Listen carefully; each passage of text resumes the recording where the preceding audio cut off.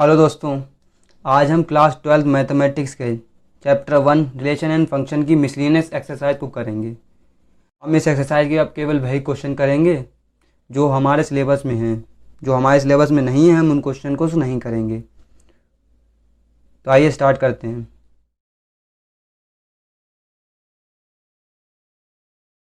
Question number 4, show that function F such that R2 x belongs to R such that x lies between -1 and 1 defined by fx equals to x upon 1 plus x। मतलब हमें यहाँ पे function दिया गया fx दिया गया x upon 1 plus mod of x modulus function दिया है और मैपिंग दी है R2x belongs to R and x lies between -1 and 1। हमें ये शो करना है कि ये फंक्शन 1 1 और ऑन 2 फंक्शन है। आइए देखें हम इसको कैसे करेंगे। सबसे पहले मैपिंग लिख लेते हैं F R2x belongs to R such that x lies between -1 to 1 और फंक्शन हमें मॉडुलस फंक्शन दिया गया है f x equals to x upon 1 plus mod of x. जैसे कि हमें पता है, हमने पढ़ा है कि मॉड ऑफ एक्स एक्स के बराबर होता है अगर एक्स की वैल्यू 0 से बड़ी या 0 के बराबर हो, और माइनस एक्स होता है अगर x की वैल्यू 0 से छोटी हो।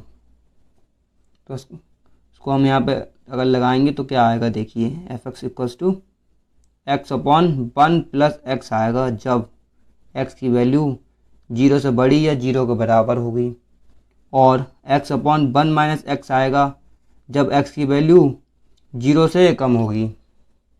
तो अब हमारे पास दो केसेस बनेंगे इस क्वेश्चन को सॉल्व करने के लिए। तो अब 1 1 देखते हैं इस फंक्शन को। हम 1 1 फंक्शन प्रूव करते हैं। सबसे पहले 1 1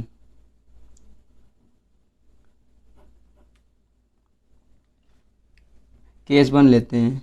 केस 1 में हमें कहाँ पे निकालना हो, x जब 0 से बड़ा और 0 के बराबर हो तो जब x 0 से बड़ा और 0 के बराबर होगा तो एफ एक्स किसके बराबर होगा, x अपॉन 1 प्लस एक्स के। मान लेते हैं लेट x1, x2 बिलोंग कर रहा है R में, डोमेन में। जैसे कि हमें पता है 1 1 फंक्शन शो करने के लिए हम f(x1) को f(x2) के बराबर लेते हैं, और अगर x1 x2 के बराबर आ जाए तो वह फंक्शन 1 1 होता है। तो आइए हम यहाँ पे लेते हैं f(x1) equals to f(x2). f(x1) की यहाँ से वैल्यू निकालें तो क्या आएगी, x1 अपॉन 1 प्लस x1। उसी तरह x2 की आएगी x2 upon 1 plus x2। Cross multiply करते हैं तो क्या आएगा, x1 plus x1 x2 equals to x2 plus x1 x2। अब x1 x2 दोनों तरफ से कैंसिल हो जाएगा तो हमारे पास क्या बचेगा, x1 इक्वल्स टू x2। तो x जब 0 से बड़ा और 0 के बराबर होगा तो ये फंक्शन 1 1 होगा। केस 2 के लिए देखते हैं। Case 2 when x is smaller then 0, जब x 0 से छोटा होगा तो हमारे पास एफ एक्स की वैल्यू क्या आएगी, x अपॉन 1 माइनस एक्स। मान लेते हैं लेट x1 x2 बिलोंग कर रहा है R में, और f(x1) को f(x2) के बराबर मान लेते हैं। तो अब हमारे पास क्या आएगा, x1 upon 1 minus x1, x2 upon 1 minus x2। Cross multiply कर लेते हैं, x1 minus x1 x2 equals to x2 minus x1 x2। x1 x2 cancel हो जाएगा दोनों तरफ से, तो आएगा x1 इक्वल्स टू x2। तो अब दोनों केसेस में, इस केस में भी जब x 0 से छोटा है तब भी ये फंक्शन 1 1 होगा, और अभी हमने करा था कि जब x 0 से बड़ा या 0 के बराबर होगा तब भी वह फंक्शन होगा। इसका मतलब है f इज़ 1 1 फंक्शन।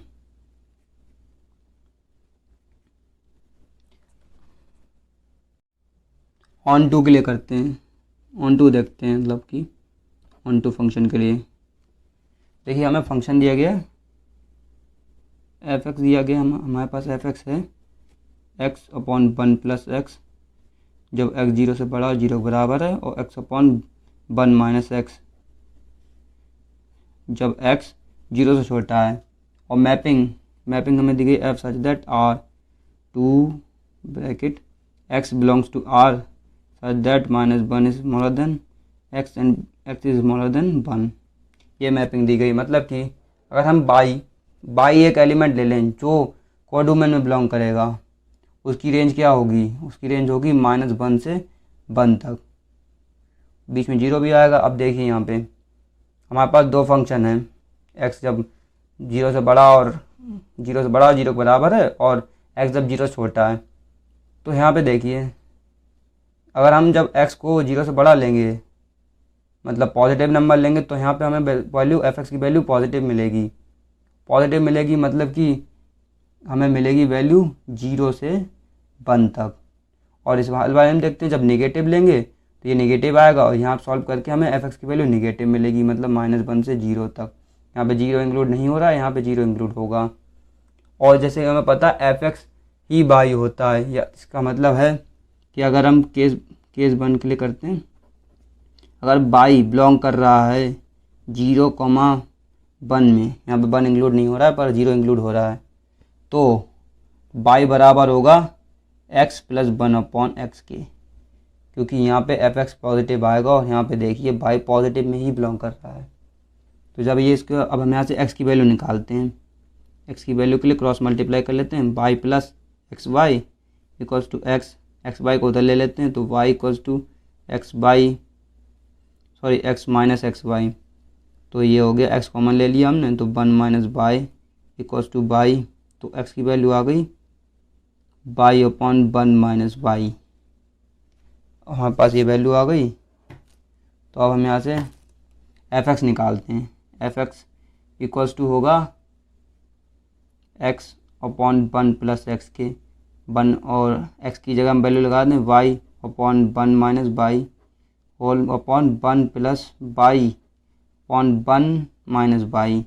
इधर वैल्यू लगा दें y/1 - y over 1 - y + y/1 - y। ये कैंसिल बाय। तो हमारे पास आ गया f(x) इक्वल्स टू y, यानी कि जब y 0 से 1 तक बिलोंग करेगा तो ये फंक्शन ऑन टू होगा।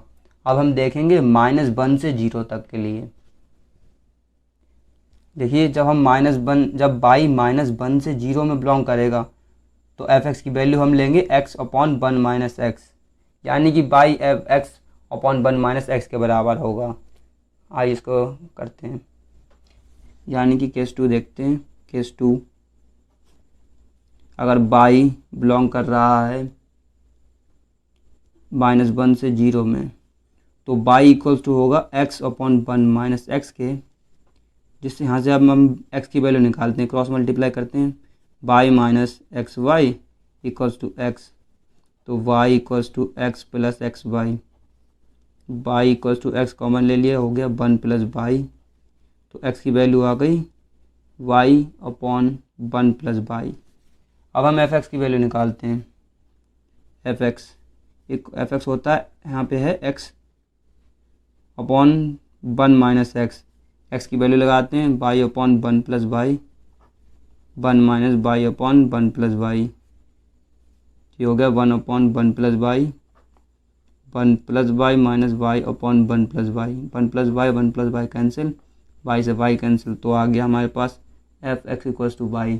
और जैसे कि हमें पता है अगर y को हम कोडोमेन में बिलोंग माने और f(x) इक्वल्स टू y आ जाए तो वह फंक्शन ऑन टू होता है। और जब y हमारे पास जो रेंज थी वो थी -1 से 1 तक के लिए, और हमारे पास जो रेंज थी वो थी -1 से 1 के लिए, और हमने 0 से 1 तक के लिए पहले अभी दिखाया, केस 1 में दिखा दिया है, और -1 से केस 2 0 तक केस 2 में दिखा दिया, यानी कि ये फंक्शन -1 से 1 तक ऑन टू है। तो हम लिख सकते हैं hence f is onto. 5th question देखते हैं। Show that the function f R2R given by f(x) equals to x³ is injective. Injective means 1 1, हमें ये फंक्शन 1 1 शो करना है। आइए इसको हम करते हैं सॉल्यूशन। मैपिंग दी है R2R, real number to real number, और फंक्शन दिया है f(x) equals to x cube. One one के लिए देखते हैं, वन वन या इंजेक्टिव जिसे हम कहते हैं, एंड इंजेक्टिव।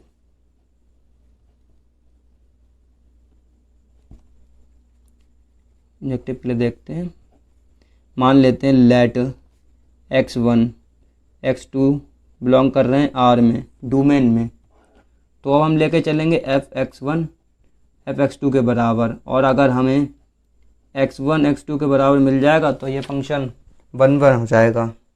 तो ले लेते हैं fx, मान लेते हैं f(x1) f(x2) के बराबर है, जिसका मतलब है x1 का क्यूब x2 के बराबर हुआ।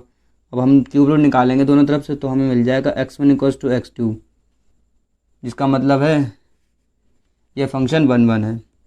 Hence function f is one one, या इंजेक्टिव भी कह सकते हैं हम जिसे, एंड इंजेक्टिव।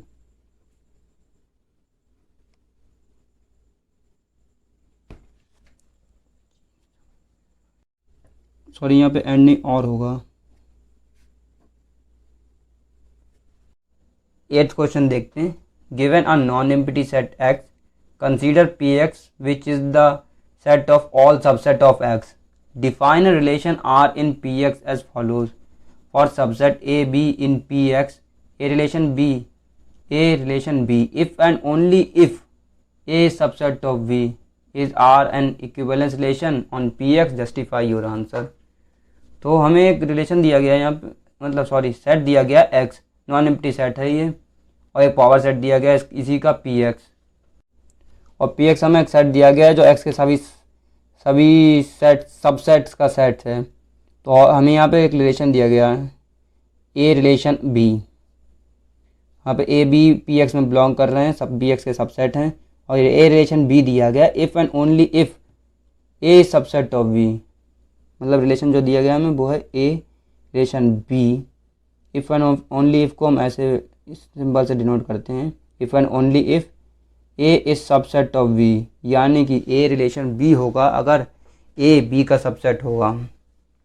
तो ऐसे को हमें ये दिखाना है कि ये रिलेशन इक्विवेलेंस रिलेशन है या नहीं। तो सबसे पहले रिफ्लेक्सिव के लिए देखते हैं, रिफ्लेक्सिव रिलेशन के लिए देखते हैं। मान लेते हैं let a belongs to px, power set of x। a is subset of a, every set is subset of itself, every set is subset of itself। a खुद का सबसेट होगा ही होगा, क्योंकि एक सेट खुद का सबसेट हमेशा ही होता है। तो यानी कि जब a is a subset of a है तो a रिलेशन a भी होगा, जिसका मतलब है जो रिलेशन हमें दिया गया है r, a relation b is reflexive. इसको हम पहले रिलेशन r से डिनोट कर देते हैं, r इज़ रिफ्लेक्सिव। सिमेट्रिक के लिए देखते हैं।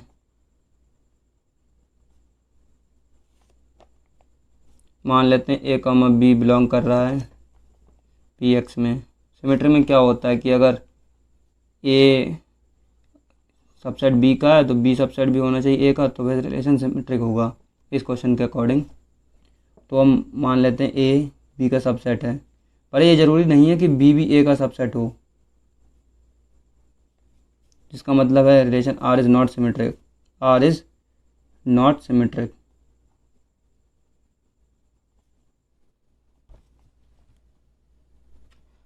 ट्रांसटिव के लिए देखते हैं, ट्रांसटिव के लिए देखते हैं। ट्रांसटिव में क्या होता है कि इस क्वेश्चन अगर a रिलेशन b है और b रिलेशन c को मान के चलते हैं, और अगर हमें a रिलेशन c मिल जाए तो वह रिलेशन ट्रांसटिव हो जाएगा, ये वाला रिलेशन। तो मान लेते हैं a comma b comma c belong कर रहे हैं px में। इसका मतलब है अगर a relation b and b relation c है, जिसका मतलब a is a subset of b and b is a subset of c, तो ये यहाँ से ऑटोमेटिकली ए बी का सबसेट हो जाएगा, ए सी का सबसेट हो जाएगा, सॉरी सी का, जिससे हमें मिल जाएगा ए रिलेशन सी। अब ए रिलेशन सी है जिसका मतलब है कि आर इज़ ट्रांसिटिव। अब आर रिफ्लेक्सिव और ट्रांसिटिव है पर सिमेट्रिक नहीं है, जिसका मतलब है कि आर इक्विवेलेंस रिलेशन नहीं होगा, hence R relation is not equivalence relation. Equivalence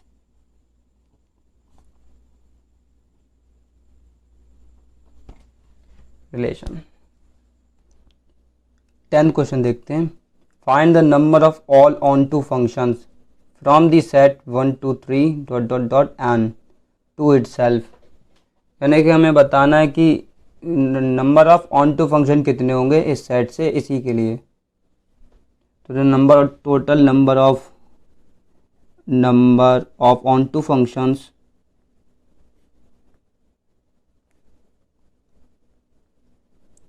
होते हैं, number of onto function होते हैं अगर इसी सेट से इसी सेट के लिए हो। अगर ये सेट को हम ए मान ले, ए फंक्शन के लिए अगर number of function onto function निकाले जाएं तो वो होता है सेट में जितने एलिमेंट होते हैं उसके बराबर, उसके फैक्टोरियल के बराबर। और यहाँ पे कितने एलिमेंट हैं, एन, जिसका और उसका फैक्टोरियल, मतलब number of onto function in इस सेट में number of onto function होंगे फैक्टोरियल एन, क्योंकि इसमें नंबर ऑफ एलिमेंट एन है। 16 क्वेश्चन करते हैं। Let A equal to 1 2 3 then number of relation containing 1 2 and 1 3 which are reflexive and symmetric but not transitive. हमें ये set दिया गया है ए 1 2 3 का। अब हमें इससे ऐसा रिलेशन बनाना है जो रिफ्लेक्सिव और सिमेट्रिक हो बट ट्रांसिटिव ना हो। उसमें 1 2 और 1 3 आने चाहिए। तो बनाते हैं रिलेशन। अब रिफ्लेक्सिव रिलेशन है तो हमें पेयर वाला बनाना होगा, पेयर्स वाला, सिमिलर नंबर वाला। तो 1 1 2 2 3 3 आएंगे और 1 2 आना कंटेन होना ही चाहिए, मतलब आना चाहिए उसमें। जब 1 2 और सिमेट्रिक भी चाहिए तो यानी कि 2 1 भी आना चाहिए इसमें। और जब और 1 3 आएगा तो 3 1 भी आना चाहिए। तो ये देखिए ये रिलेशन रिफ्लेक्सिव है क्योंकि इसमें 1 1 2 2 3 3 आ रहे हैं। और सिमेट्रिक भी है क्योंकि इसमें 1 2 है, 2 1 है, उसका उल्टा 1 3 है, उसका उल्टा भी है 3 1। पर ये ट्रांसिटिव नहीं है। देखिए क्यों, क्योंकि इसमें यहाँ पे 2 1 है, 2 1 है और 1 3 है। पर यहाँ से 2 3 इस सेट में, इस रिलेशन में नहीं है, जिसका मतलब ये रिलेशन ट्रांसिटिव नहीं है। अब हम इसकी तरह और रिलेशन नहीं बना सकते, क्योंकि अगर हम इसका जो एलिमेंट लेंगे वो हम ले सकते हैं 1 2 3 और 3 2। जब हम 2 3 और 3 2 ले लेंगे तो वह रिलेशन ट्रांसिटिव भी हो जाएगा। जिसका मतलब है तो नंबर ऑफ रिलेशन जो हम बना सकते हैं जो कंटेन कर रहे हो 1 2 और 1 3, जो रिफ्लेक्सिव और सिमेट्रिक हो पर ट्रांसिटिव ना हो, तो वो है 1, क्योंकि यहाँ पे हमें एक ही सेट एक रिलेशन बना पाए। 17 क्वेश्चन देखते हैं।